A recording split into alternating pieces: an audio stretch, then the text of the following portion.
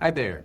Today I'm going to be talking to you about positioning errors that occur during labor and delivery and how they can cause facial nerve injuries.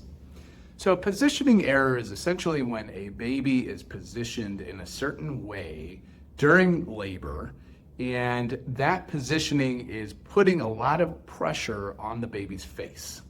That pressure can compress the facial nerve, usually the seventh cranial nerve, and cause that nerve to actually get damaged in some way.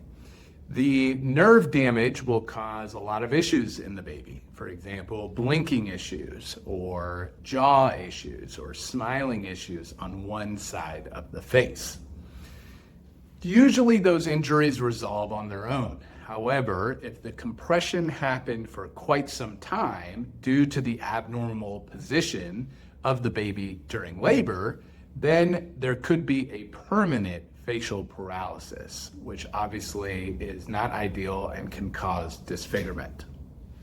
Positioning errors are very important to look at as far as a obstetrician or a nurse. They will see inside and determine how the baby is sitting in the mom's womb. If the baby is sitting in a very unique position where the face is compressed against mom's pubic bone, then that can be a dangerous spot for facial compression, facial nerve compression. Some signs to figure out are prolonged labor. If labor is going on into the 20th plus hour, then that is something that should be considered and recognized. Also, a large baby has the tendency to compress his or her face against mom inside the womb and cause some sort of facial paralysis.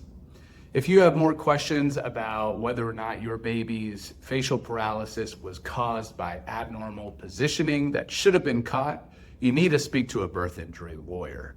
My name is Adam Funk, and I specialize in birth injury law.